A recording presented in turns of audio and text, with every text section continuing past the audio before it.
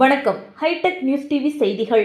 அகில இந்திய இன்சூரன்ஸ் ஊழியர்கள் சங்கத்தின் அகில இந்திய செயற்குழு கூட்டம் கீழ்ப்பாக்கத்தில் உள்ள தனியார் ஹோட்டலில் டிசம்பர் 7ஆம் தேதி முதல் 9ஆம் தேதி வரை நடைபெற்றது.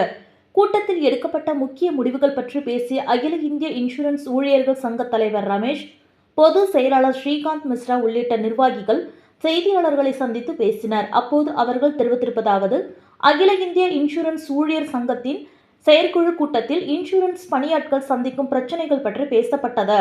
வெளிநாட்டு நிறுவனங்கள் பெரிய அளவில் இங்கு முதலீடு செய்ய விரும்பாத நிலையில் சட்டங்கள் திருத்தம் செய்து அரசு வெளிநாட்டு நிறுவனங்கள் முதலீட்டை 74% இருந்து 100% மாற்ற முயற்சி செய்கிறது.